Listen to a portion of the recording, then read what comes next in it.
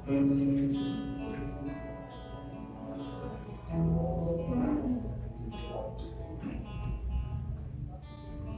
open your Bibles on Matthew 13, verse 31 to 32.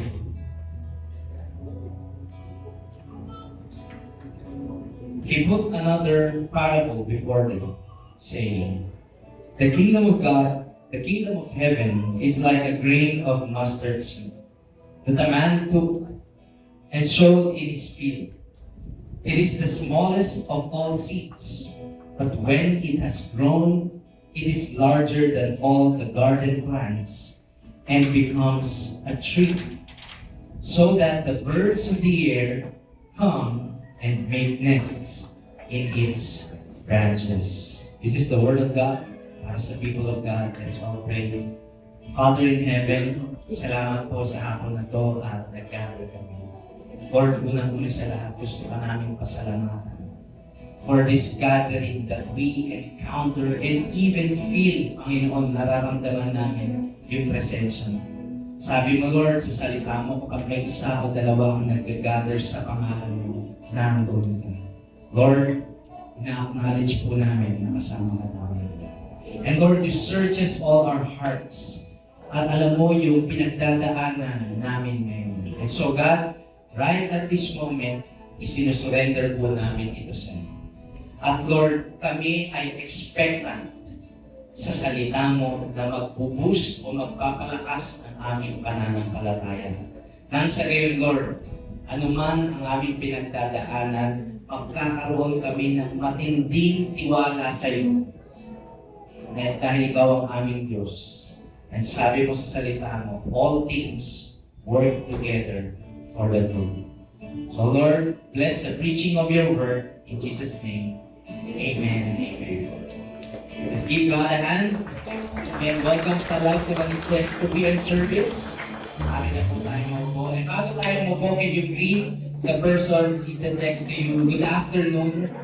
At alam kung siya ay ama, tatay, daddy, greet him a happy Father's Day.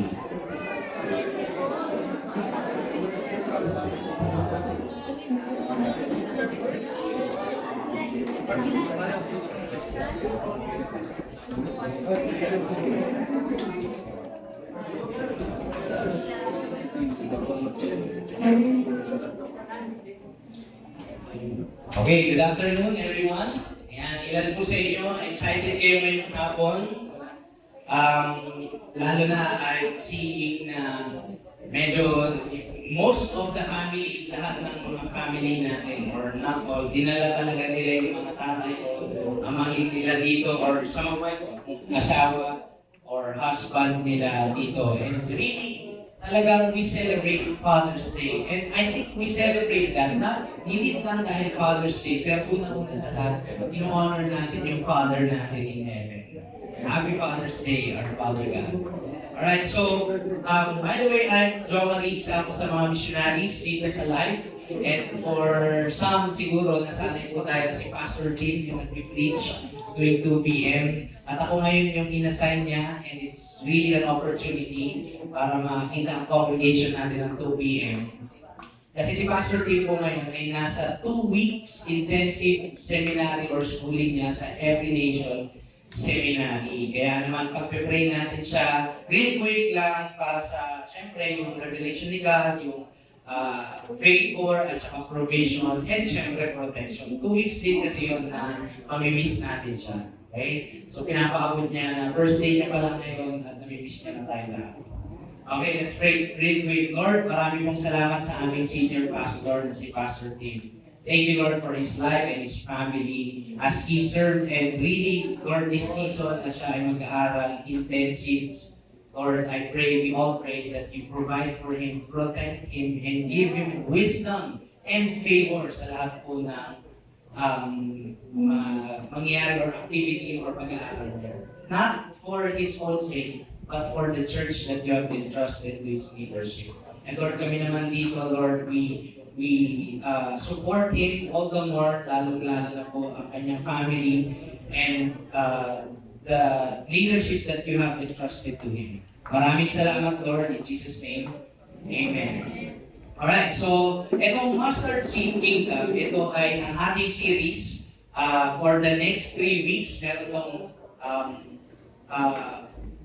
3-part at ang pag-uusapan natin ngayon is yung kabuuan niyan sa lahat ng, hindi naman sa lahat, pero sa 3 beses na binanggit yung mustard seed sa New Testament, kung saan ipinipreach ni Jesus ano ba talaga yung Kingdom of God.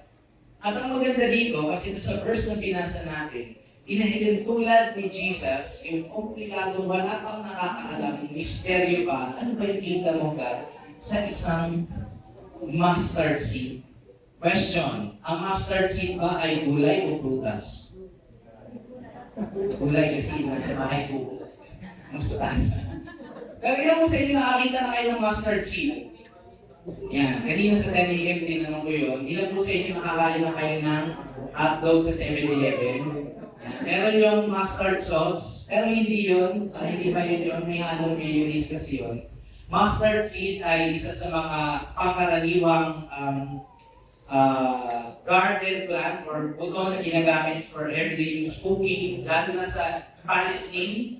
At ito ay lumalaki hanggang 3 to 12 feet, 12 foot na halaman. Kaya naman, ang kausap ni Jesus dito, akala ko dati nung binabasa ko itong verses na ito, ang kausap niya mga disciples, kasi nga parable, parang hindi masyado maintindihan ng Pharisee, kailangan medyo illustration yung gagamitin ni Jesus. Pero nung inaaral ko siya at ino-compare natin siya sa mga iba pang gospel, ang kausap niya mga crowd. At kasama yung mga disciples at may mga medyo konti mo si Serong Pharisees. At ito yung maganda kasi ginagamit niya mga ordinary objects. Mga fisherman, mga farmer, alam nila itong mustasa. Tapos inihahalin tulad niya sa Kingdom of God. So, naiintindihan ng mga ordinaryong tao, ng crowd, yung ano ba talaga ang ibig sabihin ng paghahari ng Diyos. Sa atin, kadalasan medyo nagiging spooky or nagiging masyadong matalinaga pag sinabi Kingdom of God. Minsan may Kingdom of God. Yun ba yung nasa bayan? Kingdom Hall yun. Di ba yun? Okay? Kingdom of God simply means, the Kingdom of God is the rule of the eternal and sovereign God over all the universe. Yung kingship niya, kaya kingdom kasi king, si God, at ang kanyang dominion o paghahari sa creation, sa buong universe. Kasama yung sanlibutan o yung katauhan. Tingnan mo nga yung katabi mo, sa tingin mo, create yan ni God. Diba? Walang palpak dyan, walang palpak sa ginawa ni Lord. Okay? Na hindi lang yan tumubo, biglaan, o kaya nag-evolve mula sa Pokemon, naging tao. At hindi siya gano'n. But it is intentionally created. Eh dahil si God ang nag-create, ang lumikha, siya rin ang may karapatan at mas nakakaalam ang destiny ng creation niya. And so, His kingdom or yung rulership niya ay napakahalagang maintindihan ng mga tao. Back in the day, in time ni Jesus, at saka ngayon, lalo na ngayon, yung time natin. Kasi ang Kingdom of God, ito ang paghahari ng Panginoon on a smaller scale sa buhay ng isang tao, larger scale sa pamilya niya, mas malaki pa sa community niya, sa buong bansa at sa buong mundo. At sama mo na yung intergalactic na mga threat. Kasama yung buong universe, all His creation. Kaya naman, kapag nananalo ang Kingdom of God over the kingdom of darkness, ang mga people of God ay nagre-rejoice. Kapag may mga times na nakikita natin sa news, may mga Christian nation na sinasakop ng mga Muslim attacks, medyo nalulungkot tayo. Pero pag nananalo ang Kingdom of God o bida, di ba? Ilan po sa inyo nakapanood na kayo ng mga action films na matutuwa kayo pag nananalo yung bida. Nananalo ang kabutihan kaysa sa kasamaan. Diba? Hindi ba niya, kahit di ba nilalabas yung 100% lakas. Kahit sa mga cartoons. Diba?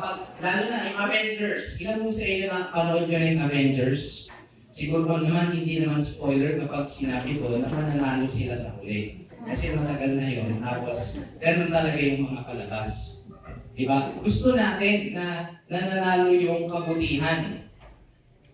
Kaya lang, pag tumingin tayo o nananalo yung kita ni God, kaya na pag tumingin tayo sa reality ng buhay natin, lalo na sa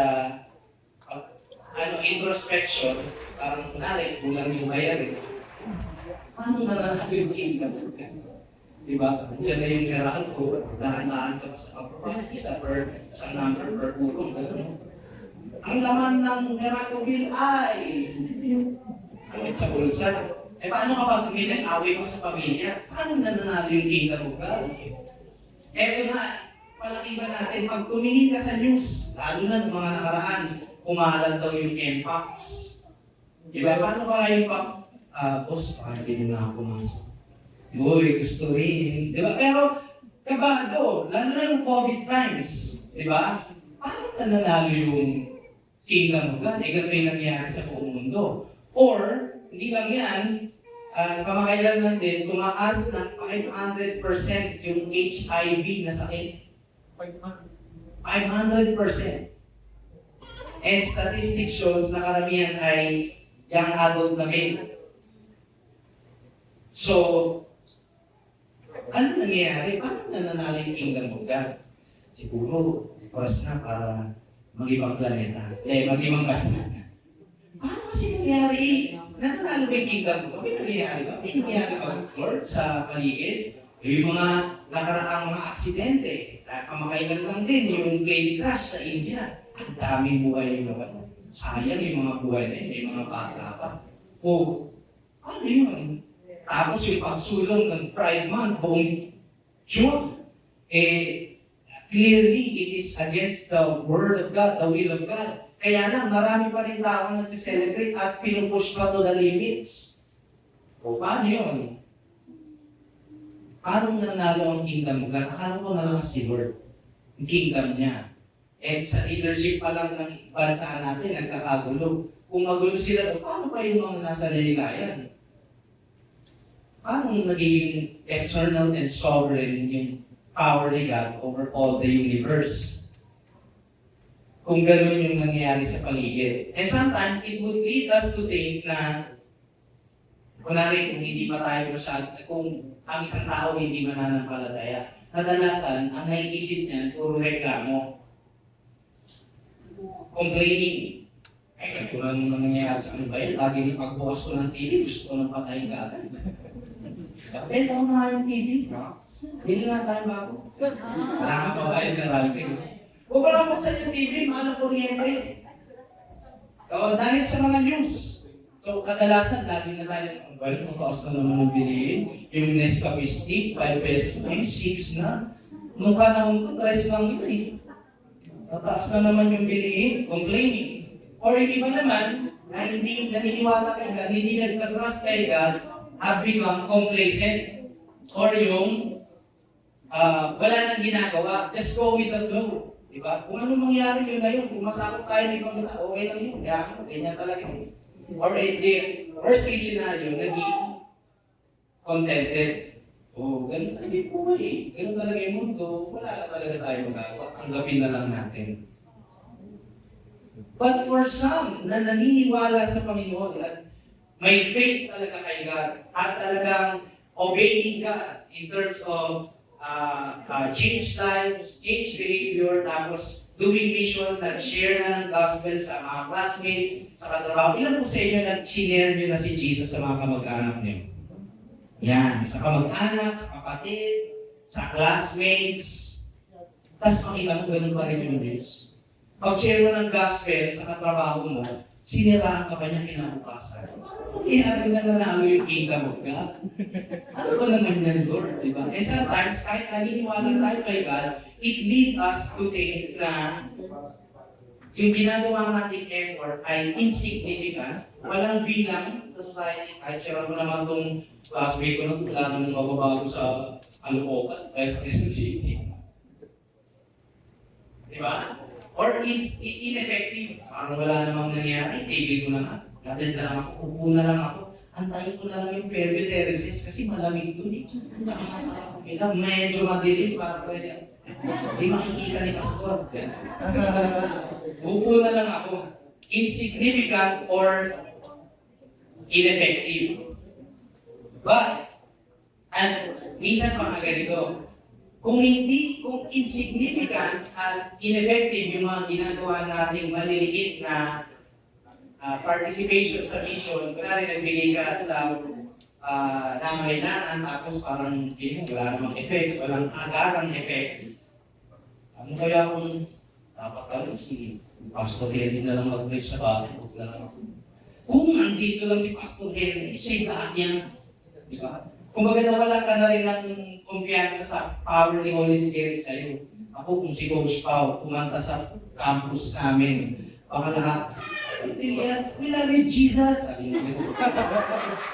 Ano nila, kumbaga gamitin ni Lord si mga Christian na sikat ngayon. Si Jonella, pag kinanta niya, siguro nagkumanta ng worship song sa campus o sa workplace, talagang mabuborn na again lahat. Pero kung ako, wala akong bilang. Insignificant or insufficient. Pero ang kagandahan ng explanation ni Jesus sa Kingdom of God is, ito daw ay parang mustard seed. Maliit lang. Parang insignificant, pero lumalaki. Sabi niya sa verse, muna tayo sa verse, the kingdom of heaven is like a grain of mustard seed that a man took, unang step or process kinuha, and then tinanim. Hindi siya yung kinuha, tapos nalaglag. Hindi siya unintentional. It is intentionally sown, tinanim. At ang sabi pa doon, sowed in his field. Pagmamay-ari sa parable, pagmamay-ari nung man yung field. Sa Lucas sa bukod doon, ang rendition ay garden. So okay kung lupa dito, wala masyadong aso na naninira ng alaman, at cultivated na yung lugar, conducive for growth. So he took a seed and sown. So, translating that sa reality ng buhay, ano man yung maliit na ginagawa natin sa pamamagitan ng power ni God, hindi yun insignificant. Hindi yun walang bilang o walang kwenta. It will grow. Katulad ng sinasabi niya ng mustard seed. And sabi nga ito ng Milo, great things start from small beginnings. Narinig niyo na yun? Great things start from small beginnings. Milo ano? Milo, M-I-L-O. Masarap inumin, lasang Ovaltine. Sabi ni Pastor Jeff. So, ang sabi ni Jesus, ang kingdom of God o ang paghahari ng Diyos sa buhay natin, sa buhay mo, sa buhay ko, sa nakapaligid sa iyo, sa community, sa barangay ninyo, sa mga kamag-anakan nyo, ay parang mustard seed. Maliit muna, and kapag itanim sa tamang environment, sabi doon, kahit na ito ang smallest of all seeds, but when it has grown, it is larger than all garden plants. Imagine, sabi sa parable, he took it, kinuha, tapos tinanim, at yun, dalawang effort, human effort galing sa man na kumuha at saka nag-sow. Kaya lang, pagdating sa when it has grown, hindi na yung effort niya na lang. God makes the growth. And meron na yung external natural forces. Kumbaga yung sunlight, pumasok sa dahon, nag-photosynthesis, dumaan sa mitochondria, nagsama, organs, biology. So, Nangyari yung process na merong natural factors. On other words, hindi lang ito basta human effort. Ang pag-grow ng kingdom of God, o paghahari ng Diyos, hindi lang basta human effort. Hindi ito kahit ipilit mo, ganito gagawin natin sa i-reach out natin. Kunwari, mag-reach out tayo ng isang pamilya. Ganito gagawin natin na preach ko si Jesus, tapos i-ready mo yung kartinya. Para pag binigay natin, paabalik sila sa church. Ganun ba yun?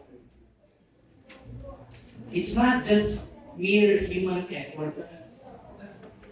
Meron yung power ni Holy Spirit. In fact, na kay Holy Spirit or na kay God, yung power kung paano mangyayari yung paghahari niya sa buhay ng taong sinara natin. So, from He took it, He sown, and it has grown. Ito maganda, larger than all garden plants and becomes a tree. Meron comparison sa lahat ng garden plants daw. In the same way, ang kingdom of God, kadalasan niya insignificant at mukhang walang kapangyarihan. At kino-compare pa sa mga kingdoms of the world. Remember the time nung tinempt ni Matthew 4, verse 8 to 9, tinempt ni Satan si Jesus on the top of the mountain and said, kita mo lahat ng nakikita mo? Ang powerful pala naman ang makikita mo. Pas. Nabintan agad si Satan. Pero sabi niya, kita mo lahat yan? Lahat ng nakikita mong kingdoms and all their glory, I will give it to you. Kapalo si Satan, alam mo talaga no? Pero sabi niya, pag nag-bow down or you fell down and worship me, I will give these kingdoms to you. Malaki na. Pwede na. Isusuko mo na lang yung pagiging Diyos mo, ako magiging Diyos. But Jesus know that the kingdom of God is like a mustard seed. Maliit lang, insignificant, unnoticed, but it grows. It grows and it expands. One point I want to share this afternoon is this. The kingdom of God grows silently, but inevitably, hindi mapipigilan. Tahimik, hindi masyadong napapansin, pero hindi mapipigilan. Unstoppable. And nothing can hinder in advance. One great example throughout the history is yung Bible or yung canon ng Bible natin. Maraming era na rinay, itago sa dagat, sunugin, but it is always and always unstoppable. In fact, nasa phones pa natin ngayon. Translated into many languages, kahit Ilocano, kahit Bisaya, Ligay nun. Unstoppable. Churches, worldwide. Marami nang pinasara, maraming tinutugis sa China. Churches, hindi napigilan na underground. Imagine, unstoppable kingdom of God. Maliit lang, not noticed, ay unnoticed, seemingly insignificant, pero unstoppable. It's the same thing with us, believers of Christ, disciples of Christ. Whatever God, yung ginagawa sa atin ni God sa ngayon mukhang walang walang result na agad, pero merong ginagawa ang Panginoon. Unang-una, sige, sa buhay muna natin. Practical example, narinig mo yung Word of God, meron gustong baguhin yung salita ng Diyos sa puso mo. At ikaw, you obey, by faith you obey. Kaya nakita mo, parang wala naman nagbabago. Ganun pa rin naman ako. Parang nagsasalita pa rin pa naman ako. Pero yung ibang tao sa paligid mo, nakikita na yung pagbabago. I remember the time nung ako ay kaka-graduate ko pa lang sa pagiging college. So, trabaho. Tinuruan kami ni Pastor Tim back then, yung mga pastors natin ng tithes and offerings. And yun ang kasi ang sinasabi ng Word of God when it comes to honoring the Lord with your wealth and the first fruit of your crops. So ako naman, ako mahilig ako sa sapatos. First time ko umawak ng sahod, grabe. Retro ako. Tapos tingin mo nga ako, kasi baka may kulat. Pag withdraw ko, tinuruan kami ng mga tights. Narusel yung Chuck Taylor ng Converse. Pero wala naman masama doon. Pero yun kaya yung binabago sa akin ni God. So ito na, struggle na, bilhin. Mabilis lang yung parang sa making design may isang foundations class na paata na turuan formally at informal, pinapakita din sa amin yung tiles and pottery. Ngayon, nung sinubukan kong mag-tiles, nung estudyante ako, like 50 pesos ang baon ko, anong tiles ng 50 pesos? 4. Hindi pa ano pa yan. Pag tinatiles, okay lang, pero pag malaki mo, mahirap. Mahirap pala.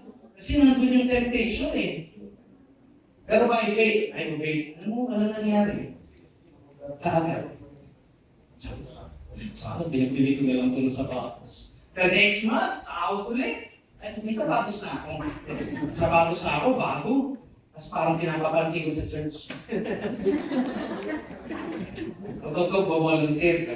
Ganyan ako mag-gitara. Makita agad.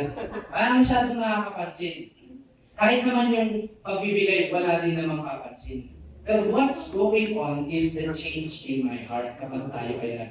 Ganun ako ay sumusunod, sinimulang sumunod sa Word of God.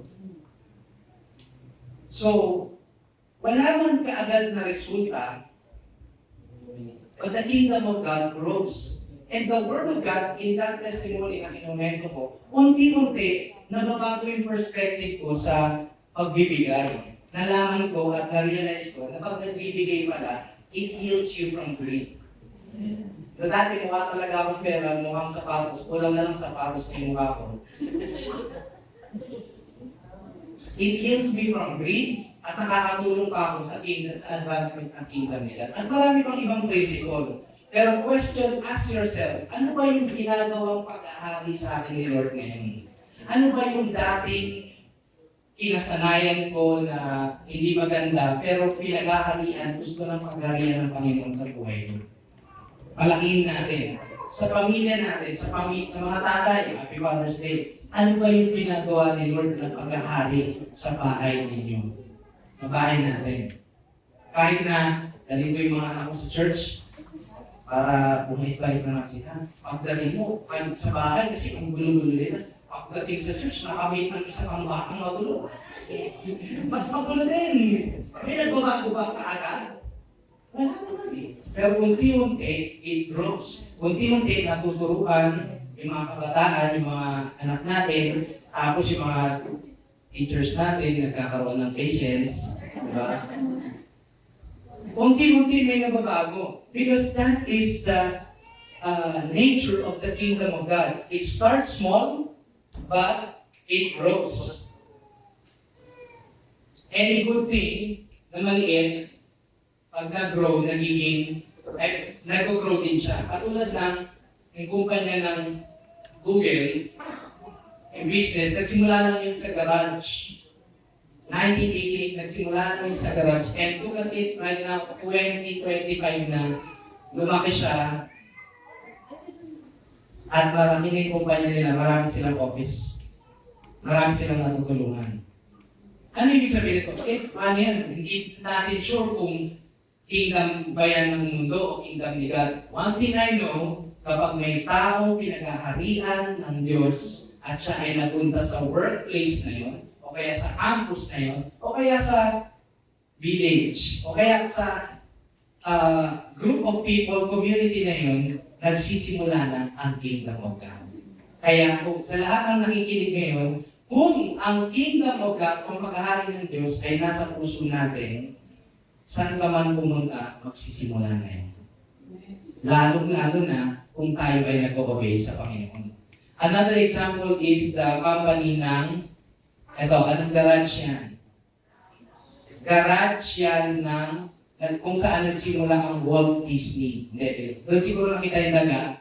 Tapos, pwede itong logo. Hindi. Apple yan, mga kapatid. Look at them right now. Great thing starts from small beginning. Kung ang natural na mga bagay ay mula sa maliit lumalaki, sipag at syaga na, ano ba yung kingdom ni God? Eh, God yun. Amen? Ano ba yung church ni God? Eh, God yun. Kung yan ang mga yan, parang ako magsasara din yan. But the church of God, the kingdom of God, will last eternally. Ano pa? Yung church natin, yung Life Church as a whole, wala lang akong garage nila Pastor Ernie sa Virginia eh. Pero nagsimula yun sa bahay nila. Isang pamilya, invite ng isang pamilya, tayo mo na yung cassette tape, rewind mo lang konti ng ballpen. Cassette tape, worship, church, happening, and then last live conference nung nakaraang Sabado, nag-gather yung mga live churches dito sa Pilipinas at Virginia, Beach, USA, some of them, ganun na kalaki. Mustard seed, mula sa maliit, silently, hindi naman sobrang ingay, hindi naman sobrang notice, pero unstoppable. In the same way, isa pang garage noon sa Selena, Life Novaliches or Life Caloocan, sa Selena kung saan 50 seating capacity, 50 seating capacity, naka-side view. Ang init. Ang init, pag akyat mo, may nilad muna, ay pagpasok mo, bago ka makapasok, may nilad muna yung hinukay. Pwede ka pa ma-shoot pag di ka tumitigil. Diba? Pagpasok mo, akyat ka pa ng handa, ng hagdan, medyo may amoy lang kasi nagluluto si sister natin. Pagpasok mo, mainit pa rin. Kasi yung floodlight natin noon, hindi ganyan. Yung mainit na yellow, ganun lang ni Prince pag-praise and worship. Diba? Tapos, pinalaki tayo ni Lord. Punta tayo sa building malapit sa Wesley. God was really faithful. Mula sa maliit, pinapalaki niya tayo in terms of maturity in faith and numbers of believers. Pati sa building, umahabot na lang yung size ng building. Naalala ko na dati, grabe yung mga small beginnings dito sa Wesley building. Kapag after ng youth service, yung mga kabataan na nagsiserve ng youth service, magla-live group pa yan ng gabi hanggang sa sayang pamasahe, doon na matutulog. Pagkapasok ng Sunday, may bisita, naka-short pa. Good morning. Pagkatalikod ng bisita, biglang nakapantalon na, asher pa pala. Mag-a-asher na. Well, baka hindi na natin yung pwede gawin sa cinema, di ba? Pero, ganun small beginnings eventually will grow and papalakihin ni Lord. The kingdom of God is like a grain of mustard seed. Inevitably, lumalaki. Walang pigil, hindi mapipigilan. Kaya naman, look at where God has brought us right now. Pag-fair terraces na tayo sa nalalabing weeks. Mula sa garage na yun, sa bahay na yun, dinala tayo ni Lord into great heights. God is really faithful. Amen? At di lang yun natatapos kasi we're really expanding even more. Naalala ko nung last time na nagpunta kami sa John G. Ville, tinatasan kami ni Pastor Andy mag-preach, mag-evangelize. Team kami. Nag-team ko si Sister Jo, si Kuya Randy, dalawang taga-USC, Uncle Nestor, at si Auntie Azela. Ang ginawa namin, team play kami. Una, may puprontang muna, which is ako. Purontang muna ako. Sabi ko, magandang hapon po, okay na. Pagka-pronta, sabi, kamusta po kayo? Ano po pangalan nyo? Ganyan. Meron po kami dalang, kami po ay from Life Novaliches. Nag-share po kami ng Word of God. Tapos pasok si Sister Jo. Sabi si Sister Jo, alam niyo ba, nag-birthday nyo ngayon? Sabi ng pamilya mo, dahil ngayon ang araw na tatanggapin nyo ang biyaya ng Panginoon. So, preach namin yung gospel, tinanggap nila si Lord Jesus. Tapos yung dala namin mga bread, mga goods, kaya pala birthday yung kanyang strategy kasi binigay niya yung gift na yun. So, tuwang-tuwa yung pamilya. Pero syempre, hindi namin yung sinabi na human strategy na eto, suhol pabalik sa church. Hindi yun eh. Bahala na si Lord kung ano yung gagawin niya sa sinimulang pag-preach ng gospel. Madi-disciple sila, lalo na kapag pina-follow up din. Which is, some of them ay nandito na ngayon sa services natin. Palakpakan naman natin si Lord. Bakit si Lord? Kasi mahal niya yung mga taga-Georgieville. Amen? At kaya naman tayo, we go and make disciples and preach the gospel. Hindi lang para sa kapakanan ng church natin, pero for the advancement largely ng kingdom of God. Ganun din mga kapatid, pagdating sa campus. Last Friday, meron tayong intern campus missionary, si Jerry. Nagtatrabaho siya sa HSBC bilang HR. Testify ko lang bro, no? Pero I hope na hindi ka mawalan ng reward sa heaven. Pero the Lord will reward you. He shared, ang topic niya doon sa seminar sa mga estudyante, navigating career and personality. So ito yung mga graduating students na, ano bang tatahakin kong trabaho? Alam niyo, he shared the word of God about the Lord's plan. God's plan will prevail. Kahit na meron tayong plano, ultimately, mas alam ni Lord yung nakakabuti sa atin. So imagine, mga kabataan na hindi sigurado sa purpose ng buhay, nakilala nila yung nagbibigay ng pinakamagandang purpose ng buhay nila. And that is God. Na-preachan sila ng gospel, na-preachan sila ng word. Ganun ka tindi yung kingdom of God, kahit na ito ay nagsisimula sa maliit, lumalaki siya, and it is larger than all other garden plants. At hindi pa yun. But wait, there's more. Meron pa siyang i-grow. Tingnan natin. Verse 32. Larger than all the garden plants and becomes a tree. Nagiging puno siya, mga kapatid. The tree, so, para saan? So itong pagiging garden plant niya, wala sa kinuha, tinanim, naging garden plant, naging puno, hindi yung para ng pampasilat na malaki na siya, right here, pero meron siyang purpose, so that the birds of the air come and make nest in its branches. The second point I want to share is the kingdom of God grows, and although has small beginnings, grows with great expansion and lasting impact. Ang kingdom ni God, nag-grow, great expansion, lasting impact. The question is, saan ka? Saan tayo? Are we tayo ba ay nakaupo lang at magpapalamig? Tayo ba ay manonood lang Sunday in, Sunday out? Tayo ba ay manonood lang online? Uy, sa'yo naman nila, ako survival mode pa rin ako sa buhay. We don't want to miss this out, mga kapatid. Pero, ito yung maganda. Alam ni Lord yung sitwasyon natin. And sometimes, Lord, paano kingdom of God expansion, nag-away nga kami ng asawa ko kagabi? Are you here? Paano kingdom God great expansion, hindi nga umuwi yung tatay mo? Paano yun? Kingdom of God, tsaka great expansion, ang baba nga ng grades ko, hindi ko nga alam kung makakapagkakaroon pa ako next year. Paano yun wala kaming pambili pagkain? Paano yun wala kaming pambayad ng bayaran? Are you here? That's why God knows what we need. And katulad ng share ni Teresa kanina, God has the key, the answer to that.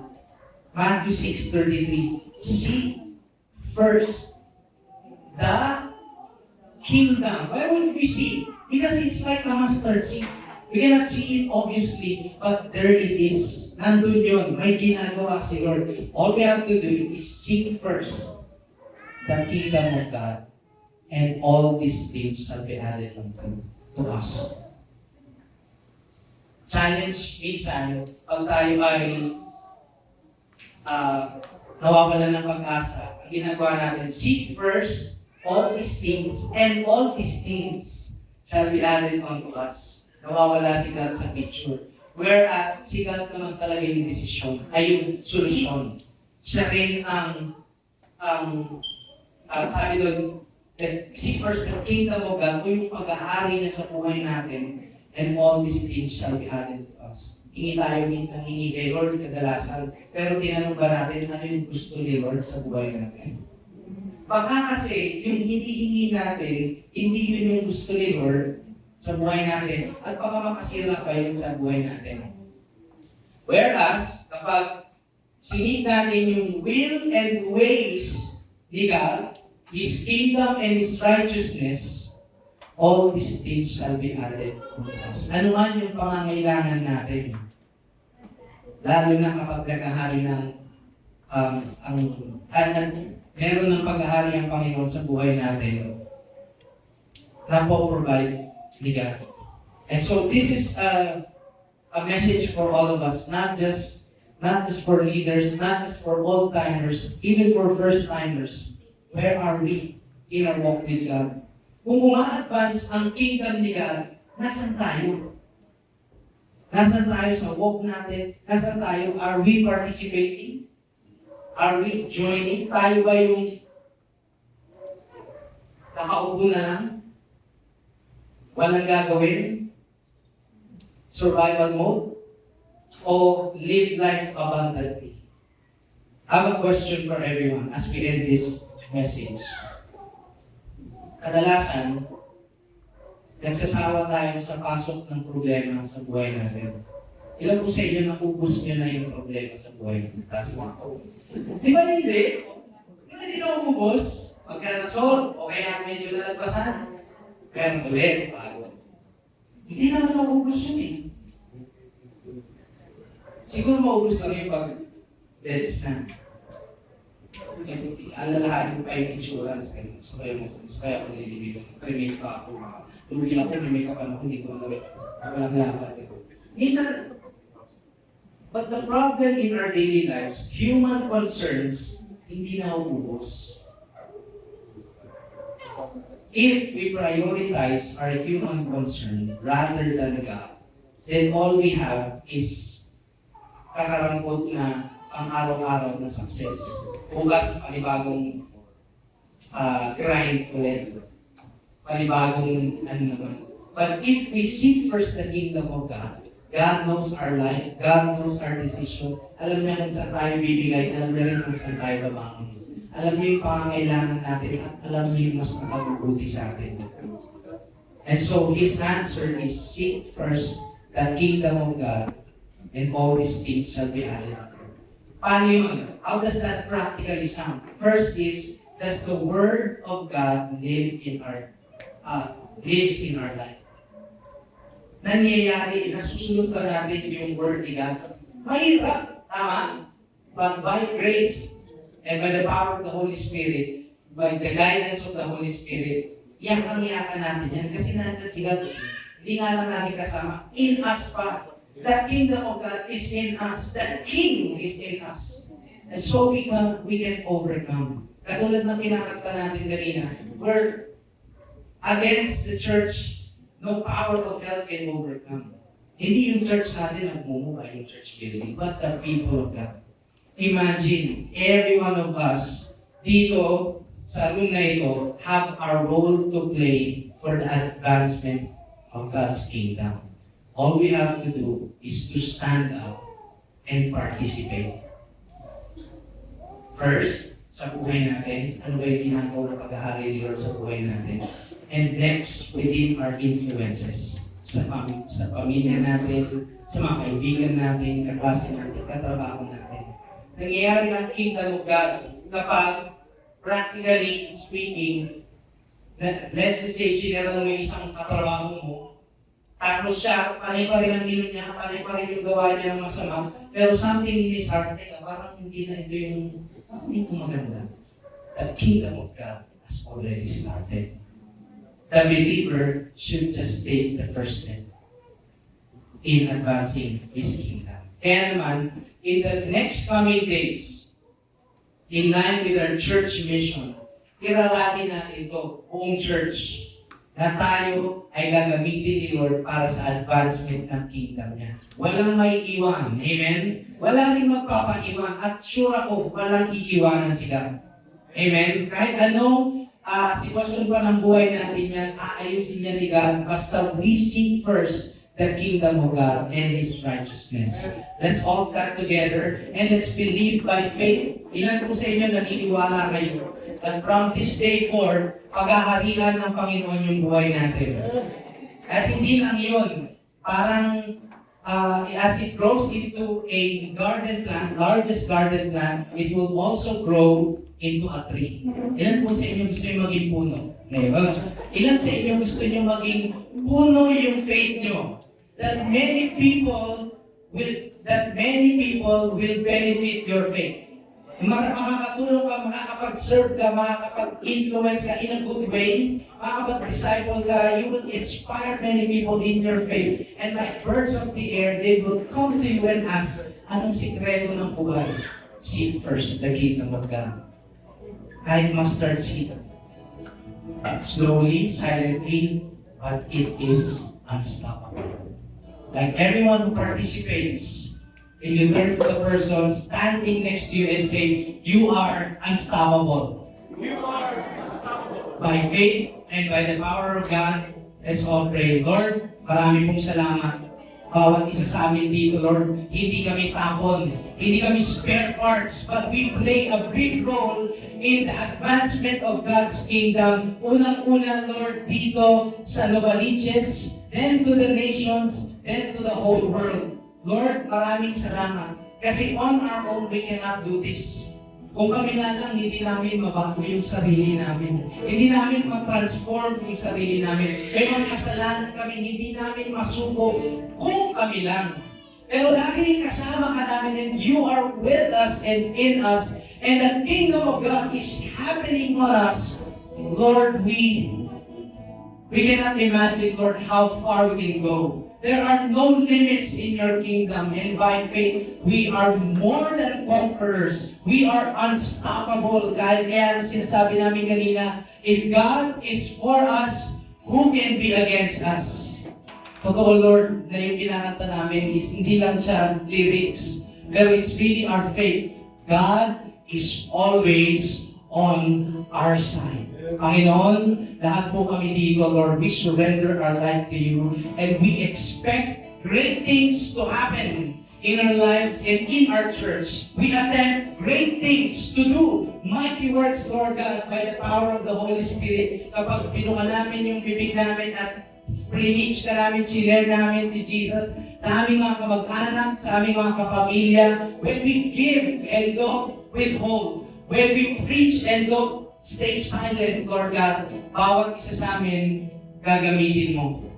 Lord, I pray, anuman pong nasan man kami sa season ng buhay namin ngayon, Lord, kaisahan niyo kami. Restore to us, Lord God. Restore us. And Lord, empower us to go beyond. Gone are the days na lagi na lang kami nagmumukmok. But Lord, this is the day that we will move forward. We will do the step one, the first step, and take action on our faith. Maraming salamat because sabi mo sa salita mo, you will never leave us nor forsake us. We hold on to that, Lord, in whatever circumstances na meron kami. And we look forward to that day that many people will be like the birds of the air, will be influenced by our faith. Many churches will be planted, Panginoon, hindi lang sa Novaliches, but even in the provinces of the Philippines. And not just in the Philippines, pati Lord, yung mga ia-asenso mo at dadalhin mo sa ibang nations, from Nova to the nations, and they will share the gospel and even plant churches, Lord God, be an agent of transformation. Kahit pa sa mga delegadong lugar, Lord, we pray right now that nothing is impossible sa iyo. We believe by faith.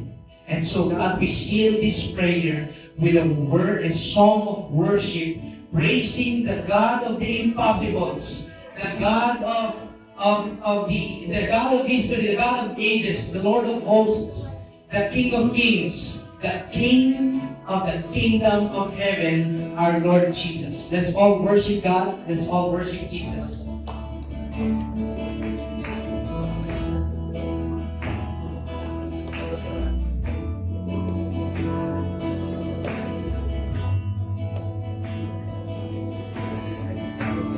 stand secure upon the rock of Jesus Christ, our firm foundation that can never be denied. Sing against its strength, no power of hell can overcome. Our God is on our side.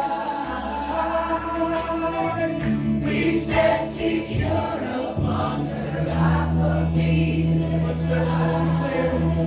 Our firm foundation can never be denied. It's Jesus.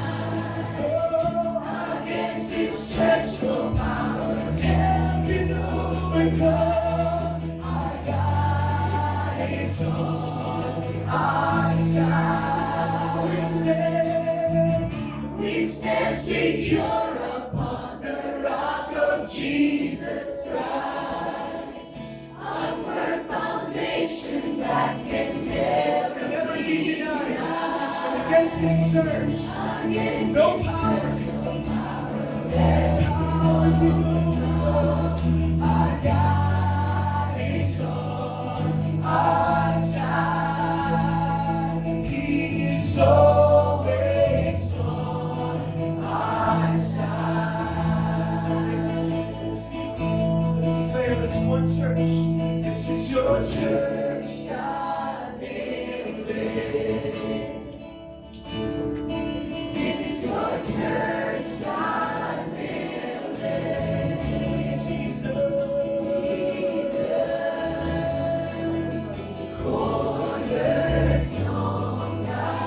This is your church, God. This is your church, God build it. This is your church, Jesus. This is your church, God build it. It's God who builds it. It's Jesus. Cornerstone, God build. This is your church, God build it. There's no other name. There's no other name. Only the name of Jesus. Jesus. Cornerstone, God build it.